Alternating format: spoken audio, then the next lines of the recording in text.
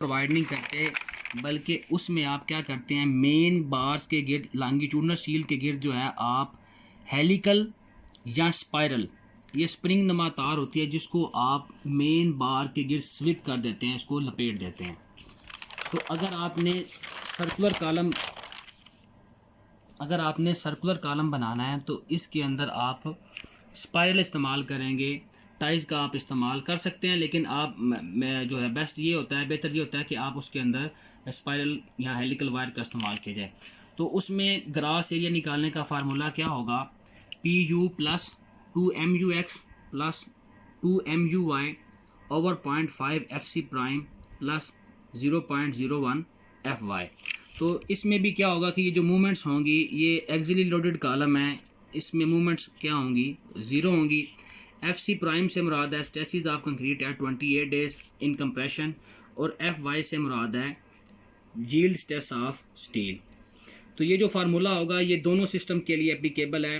अगर न्यूमेरिकल आपने foot pound second के अंदर सॉल्व करना है तो उसके लिए भी ये आप फार्मूला यूज़ करेंगे स्पाइरल कॉलम के लिए। और अगर आपके पास जो क्वेश्चन गिवन है, न्यूमेरिकल प्रॉब्लम गिवन है, वो सिस्टम इंटरनेशनल के अंदर है, तो उसके लिए भी आप ये वाला फार्मूला ही इस्तेमाल करेंगे। नंबर 3 है ultimate critical crippling load calculation. Ultimate critical या क्रिपलिंग लोड से मुराद मैक्सिमम लोड है जो कॉलम फेल होने से पहले बर्दाश्त करता है। तो इसका फार्मूला क्या होगा कि दो तरह की कंडीशन हमारे पास होंगी, या कॉलम जो है वो रेक्टेंगुलर स्क्वायर होगा या कॉलम सर्कुलर होगा। तो जो कॉलम रेक्टेंगुलर है या स्क्वायर कॉलम है उसके अंदर आप टाइज का इस्तेमाल करेंगे, तो उस कॉलम के लिए अल्टीमेट लोड निकालने का फार्मूला होगा PU into 0.80 into 0.65 into 0.85 FC prime into grass area of column minus area of steel plus FY yield stress of steel into area of steel in compression.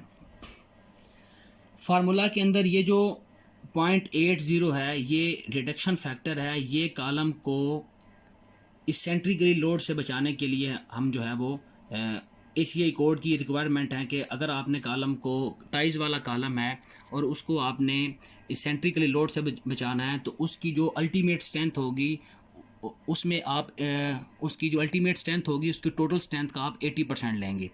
इसी तरह अगर आपने ties वाला column बनाना है तो इसके लिए जो कॉलम की स्ट्रेंथ होगी उसकी ओवरऑल स्ट्रेंथ का आप 65% लेंगे, यानी कि 35% आप उसकी स्ट्रेंथ पे फैक्टर लगाते हैं। AG से मुराद ग्रास एरिया ऑफ कॉलम है जो आपने इन फार्मूलाज की मदद से आपने कैलकुलेट कर लेना है, और ASC से मुराद है area of steel in compression. तो आपने यहाँ से area of steel in compression की वैल्यू निकालनी है। FC प्राइम FY की वैल्यू क्वेश्चन के अंदर या न्यूमेरिकल के अंदर गिवन होगी, तो आपने यहाँ से सिर्फ area of steel in compression की वैल्यू को कैलकुलेट करना है। अगर कॉलम आपके पास सर्कुलर है और उसके अंदर आपने टाइज की बजाय आपने स्पाइरल इस्तेमाल किए हैं, हेलिकल वायर इस्तेमाल किए हैं, तो उसका फार्मूला होगा PU into 0.85 into 0.75 into 0.85 FC prime AG minus ASC plus FY into ASC। तो अगर स्पाइरल कॉलम है इसके अंदर जो रिडक्शन फैक्टर होगा इसेंट्रिसिटी के लिए या इसेंट्रिकली लोड के लिए वो होता है 0.85। लेटरल टाइज वाले कॉलम में कितना था, वो होता है 0.80, और स्पाइरल वाले कॉलम में कितना होता है 0.85। और इसी तरह जो स्पाइरल वाला कॉलम होगा उसके अंदर ओवरऑल जो स्ट्रेंथ की आप वैल्यू लेते हैं वो टोटल स्ट्रेंथ का आप 75% लेते हैं, यानी कि उसकी डिज़ाइन स्ट्रेंथ होगी वो टोटल स्ट्रेंथ का आप 75% ही यूज़ करेंगे।